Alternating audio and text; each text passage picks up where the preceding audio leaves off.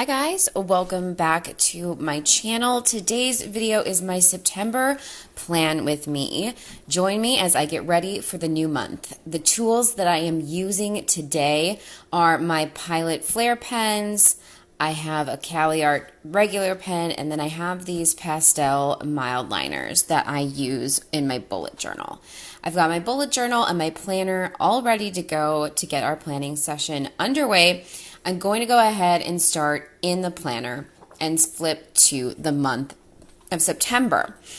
If you know, I work in the event industry, and because of COVID, a lot of things have been changing lately. So here I'm actually using one of my erasable highlighters to blot out some of the events that I was supposed to be at, but because of all of the scheduling changes at work, I don't have to be at them anymore. So there was a very specific reason I wrote them in erasable ink, and that's kind of what I started out with, so that I had like a really clear actual picture of what my month looked like. So I used that to erase and then add some other new events in, so that it just was accurate.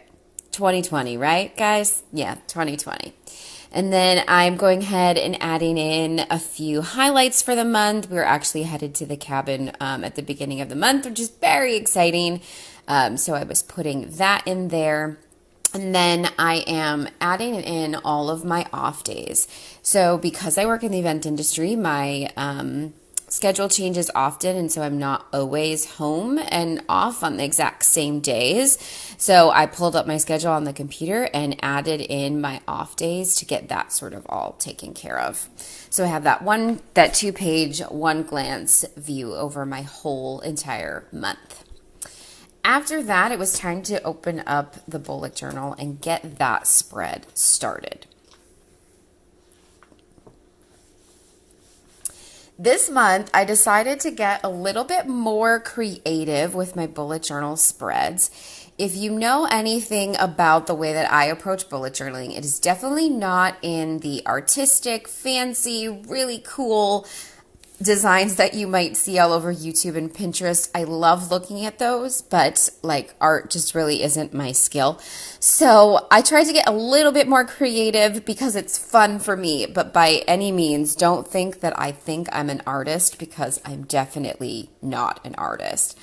I love searching Pinterest for ideas for my bullet journal, so I went ahead and found this graphic on Pinterest. And you know what? I'll link it below so that you can see it if you want to. But it had different letters of the alphabet with cute little leaf designs around them, and I just loved that.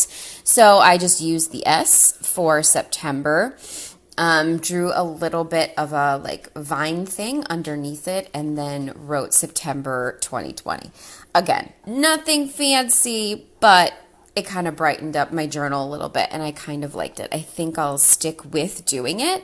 Maybe as I get further into bullet journaling, I will be more creative and more artistic, but for now, this suits me just fine. I am a quote person. I love quotes. I find them inspirational and motivational and really fun to be around. I really connect with words, and so I decided to write a quote on the opposite page. Also, to keep the spreads even, I sort of needed to fill 2 pages. So the quote that I decided to use for this month is a quote by Rachel Hollis, and it is, "The best version of you is never going to show up by accident." So that is kind of the quote that I'm going to use to sort of focus on this month.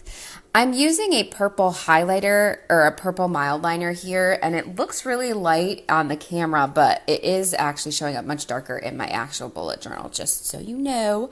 I am able to see it pretty well. So I kind of tried to switch up the print a little bit here and there. Again, I don't think I'm an artist. Don't worry. I just find it useful for me. And that's what I want to say more than anything, that like your planner should work for you, your tools should work for you, and make them fit exactly your needs and what you're looking for. So that was my sort of intro page with the date, the month, and then a little bit of a quote. Moving over to the next spread, this is where I do my goals and plans and then the monthly review and reflection process. So I'm going to keep these spreads consistent with the spreads that I used in August and July. I do know that there's a lot of people that like to sort of switch up the spreads during the year, and again, maybe that's something I'll get to eventually. But for now, I'm keeping everything very consistent. I just write September 2020 at the top, and then fill it in with a colored flag underneath. Next, I work on drawing the boxes for my monthly plans. And so I like that my bullet journal allows me to see the last couple of months just by kind of sliding the pages to the side there. So I get a good reference on the sizes and how many lines to use and all that kind of thing. I know that they make rulers for a bullet journal, but again, I'm not attempting to make it that perfect. I just don't have that kind of patience, so I sort of eyeball it. So at the top box there, I'm going to make a big list of everything that I want to do for the month and things I'm working on. And then that section at the bottom actually gets broken down by week. And I take all of those tasks from up above and I actually assign them to a week to make sure that they get done. Breaking things into small, tiny, actionable pieces is a really huge factor in whether or not you're actually going to move forward and get them done. And so this has been a huge part of my productivity and planning over the last couple of years and made a big difference. And so that is what goes in that second box there. On the other side of the spread, I always take some time to review and reflect on the month. I find this really, really helpful. I feel like a lot of times we just go through life and we don't take time to stop and think and reflect and be like, what am I really doing here? What am I really working on here? What is something that I'm really trying to accomplish? And so I use the reflection page to kind of set up some of those thoughts in my brain. I'm really looking forward to doing it for August. I feel like it just gives you a lot of clarity and actionable ideas going forward. I added some categories to that box over on the top left, and now I am actually getting started on adding in my plans. So in marker down there, I wrote one of the special occasions that's happening in our month, and I put that directly in the week where it is. And then the rest of the to-dos are getting categorized in the top there. To-dos, projects, my channel, things like that. And I always look back at the previous month to make sure and see if there was anything that didn't get done, that should have gotten done, that I want to transfer over and bring over to the new month. It's sort of a way just to check progress and make sure that I'm, not forgetting anything.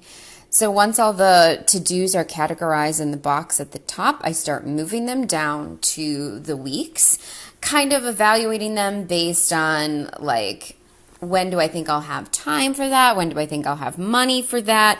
When would be a good time to do those things? So that was the last part of what I was filling out there.